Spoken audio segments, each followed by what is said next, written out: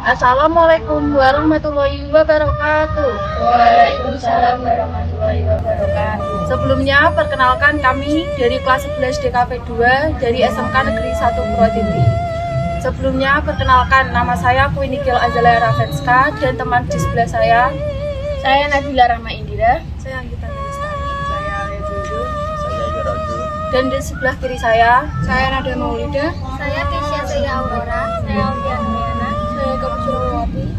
Jadi, maksud dan tujuan kami di sini ingin mengeksplor bangunan peninggalan Belanda yang kemudian dijadikan markas besar oleh tentara Jepang yang ada di Kota Purwodadi, Kabupaten Grobogan. Sebelum kita memulai kegiatan pada pagi hari ini, alangkah lebih baiknya kita berdoa bersama.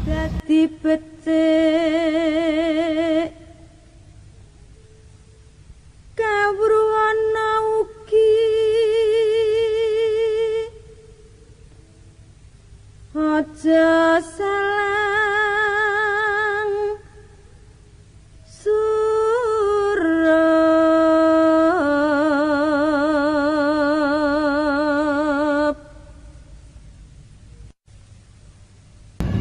Nah, jadi kali ini kita akan mengeksplor bangunan peninggalan Belanda yang kemudian dijadikan markas oleh tentara Jepang yang bernama Gedung Papa. Jadi Gedung Papa ini berlokasi di Desa Geyer, Kecamatan Geyer, Kabupaten Grobogan. Gedung Papa ini sendiri memiliki luas sekitar 338,5 meter persegi yang memiliki bangunan ciri khas Belanda. Di sini kira-kira bangunannya tahun berapa ya, Pak ya? Bangunan gedung ini. Iya. Ini berdirinya itu saya kurang tahu persis, Mbak. Nggih. Itu saya di sini itu ada orang tua dulunya pernah ikut kerja di sini. Nggih. Itu katanya bangunnya itu tahun 1919. 1900. Itu peninggalan Belanda waktu Belanda masuk Kabupaten Grobogan. Masuk Kabupaten Grobogan itu ini bangun pertama itu sini. Jadi ini cikal bakal bangunan Belanda yang paling pertama di Kabupaten Grobogan ini Gedung Papa. Ini sejarahnya gimana ya, Pak? Sebenarnya kalau tidak tahu katakan waktu dulu kan penjajahan Belanda. Ini waktu penjajahan Belanda mungkin ya waktu dulu mungkin ya buat penyiksaan, buat pembantaian mungkin. Nah, setelah itu kan tahun berapa saya tidak tahu, tidak ada yang cerita tahun berapa yang masuknya Jepang ke sini. Itu kan terus dijajah Jepang, Belanda dijajah Jepang, Belanda kalah mundur terus ini diduduki oleh Jepang. Jepang lawan pribumi akhirnya kalah, pulang lagi terus Belanda datang lagi. Nah itu waktu dulu kan juga ada gedung. Sebelahnya sini tuh ada gedung waktu dulu gudang senjata. Dibom Jepang dari atas kobong. Tinggal ini sampai ini masih aslinya ini. Nah, di sini kan bangun sini, terus itu ada bangun stasiun, bangun perumahan kereta api, itu banyak bangunan Belanda di sini. Tapi kalau Jepang nggak ada peninggalan, nggak ada bangunan Jepang.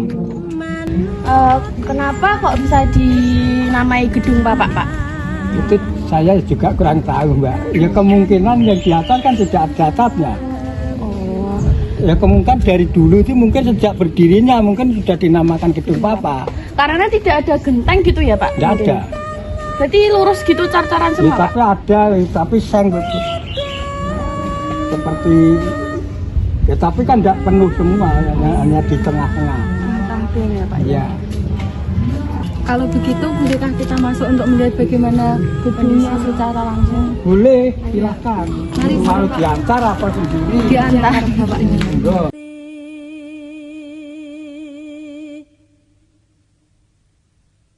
yen kang ngadep keh dur jana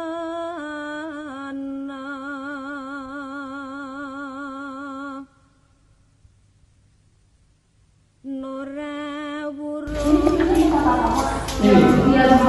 Ini kamar. Ini ruang utama, ruang keluarga.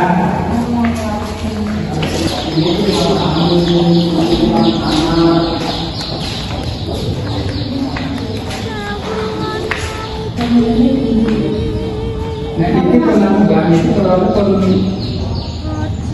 renovasi ini waktu jadi itu katanya di dalam tanah itu nggak ada ular, ularnya pergi ambles ceritanya orang tua dulu. Jadi ini roboh atau ini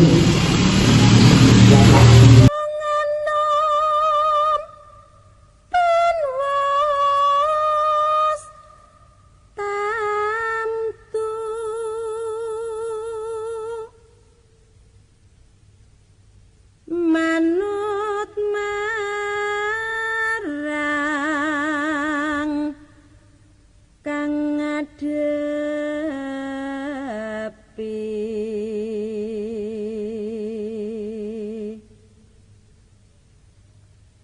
yen kang ngadep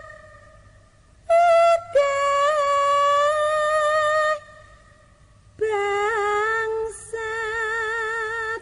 katanya barang-barang yang di sini itu dirangket, tidak ada yang dilepas, yang nggak kelihatan. Jadi caranya marah. Kamar ini kamar. Berarti total ada berapa kamar, Pak? Ini 4. Di bawah kamarnya 3, kamar tidurnya 3 di bawah.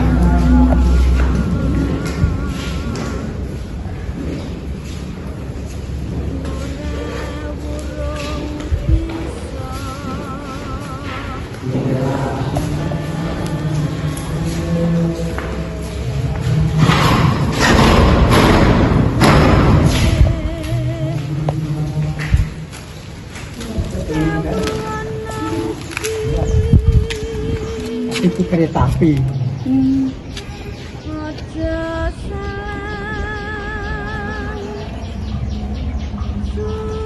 Kalau sekarang ini gedungnya dipakai atau memang kosongan, dibiarkan kosongan seperti ini? Mana? Gedung ini, gedung Bapak. Ini memang dibiarkan kosong, Mbak. Soalnya kan nggak ada yang berani. Tapi dulu pernah ada yang nempatin, Pak? Ada. Ini mulai kosong itu tahun 74 sampai sekarang. Jadi sudah berapa tahun? Sudah lama. Tapi ini tahun 2014 itu masih bersih, masih bagus. Mungkin Mbak tahu kan yang ada di internet itu kan ada yang namanya Mbak Sri Tukampi. Iya. Itu kan yang jadi korban di Jepang. Iya. Kan dulu itu ada kalau nggak mahasiswi itu artis kesini tanya sama saya, tapi saya kan masalah Jepang kan nggak ada yang ceritanya kan nggak tahu. Iya. Terus ada yang bilang itu yang jadi korban itu masih ada yang hidup, Pak. Terus dicari-cari, saudaranya kan cuma dekat itu masjid. Iya. Katanya masih hidup tapi kalau nggak ada di Cilacap ya daerah Purwokerto itu terus dicari Mbak itu masih bisa ketemu terus diajak ke sini. Itu mungkin Mbak ke sini itu waktu itu tahun 2009-an. Dari itu kan terus diajak ke sini suruh cerita waktu kejadian itu gimana kejamnya Jepang. Itu kan masalahnya yang jadi korban Mbak Sri Sukamti itu sejak umur 9 tahun. 9 tahun, Pak? 9 tahun. Masih muda. Masih muda, masih bocah. Iya, bocah. Kan belum dewasa, Iya. umur segitu. Kang ngadepi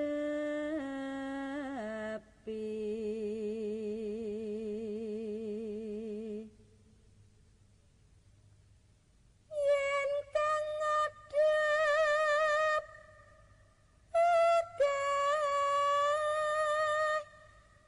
bangsat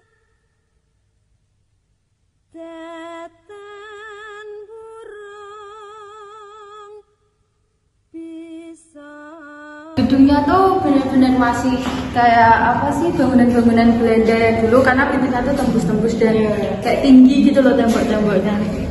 Masih lancar ya Pak? Masih lancar. Dan waktu dulu kan orang di desa sini ya, kalau ambil air kan sih, kalau musim kemarau ini sampai malam tuh banyak orang kan antri air. Belum ada pam. Sini belum ada Pak?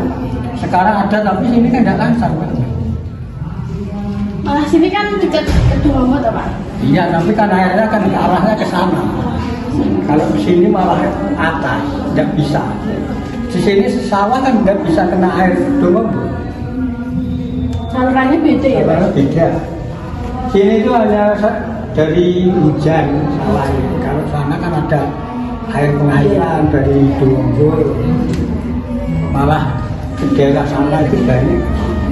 Itu Demak malah Iya lancar. lancar. Air dari Dombol. Kalau di sini itu tinggian sini.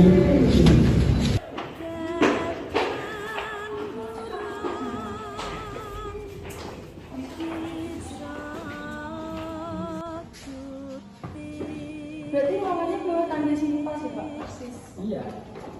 Ruangannya sini. Ini kan betul jalan. Masuk. Ini waktu ini ya bisa.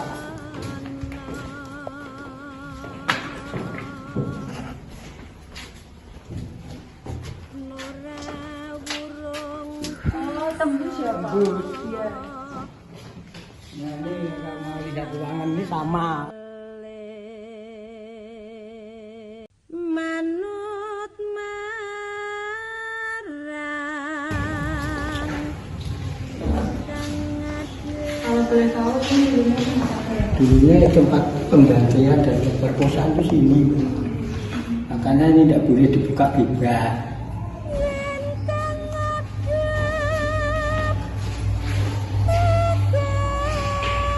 Ini kan sebetulnya ada ruang jalan sana, tetapi kan tidak tahu jalannya dari mana, kan belum ketemu. Jadi bapaknya kalau malam nggak pernah ibu? Ya kalau malam kalau nggak ada konten saya kan tidur, tapi kalau ada konten kan saya nunggu sampai selesai. Oke, soalnya bertanggung jawab. Bertanggung jawab. Dulu itu yang dari SCTI itu mbak, itu orang 8. Orang 8 kan dipanggil dari sana. Itu suruh masuk dua-dua, yang terakhir itu masuk udah nggak kuat. Oh, itu malam Pak? Malam. Jadi Jadi langsung mau masuk itu tadi ruang sana yang ada ranjangnya tadi, itu langsung kemasukan.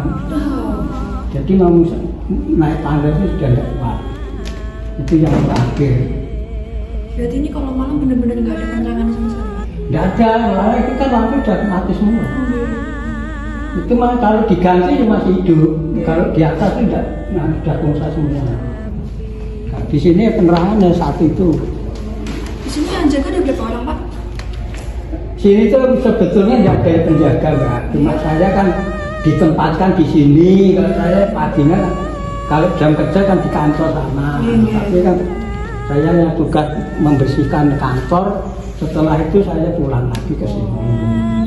Sini tuh yang saya tempat itu aslinya tempatnya penjaga itu situ.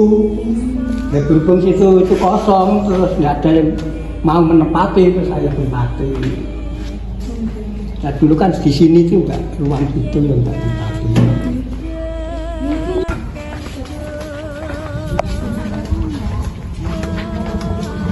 Ini jenengan nur dan ini kan awalnya ini yang temiki. Zaman Belanda, itu masakin ternyata temiki.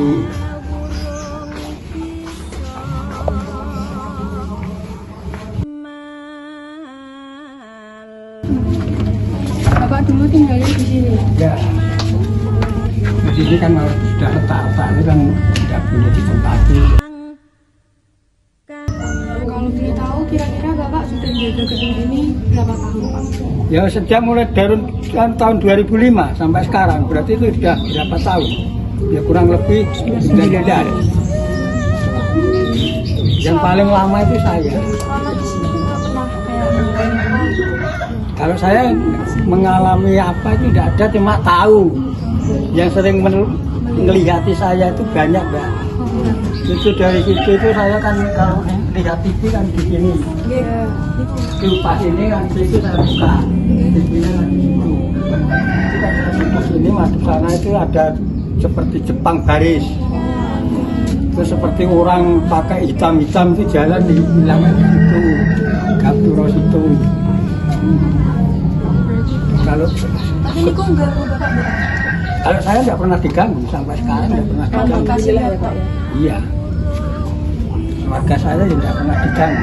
Keluarga saya pernah diganggu. Itu kan ada pohon asem. Tapi yang nanam kan saya sendiri. Di belakang tuh. Dan bersih-bersih di bawahnya itu meripati itu kelihatan keculek gitu. Tapi itu enggak. Saya dokter itu enggak sembuh. Tapi saya enggak tahu kalau kena itu terus saya buatkan air putih itu suruh cuci muka itu bahan itu terus hilang penyakitnya terus itu saya tegang asemnya. Pak, kami sekelompok mengucapkan terima kasih nggih sudah dipandu langsung menjelaskan. Nggih, kula nggih sampeyan ugi, Mbak. Jenengan malah kula repoti. Ini duit malah sembako. Ngoten niku mriki mboten sampeyan napa-napa. yen kang ngadep kehtur. Nah, jadi itulah gedung Papa peninggalan Belanda yang ditempati oleh tentara Jepang yang pada saat itu dijadikan markas. Kita melihat secara langsung bagaimana isi dari gedung tersebut dan bagaimana sejarah gedung ini menurut Bapak Penjaga. Sekian dari kami, terima kasih. Sekian tugas mengenai peninggalan sejarah Jepang yang ada di Kota Purwodadi. Kami sekelompok mengucapkan terima kasih kepada Bapak Penjaga yang telah membantu kami dan kepada Bu Misni selaku guru yang mengampu materi sejarah pada tugas kami. Kurang lebihnya mohon dimaafkan. Wassalamualaikum warahmatullahi wabarakatuh.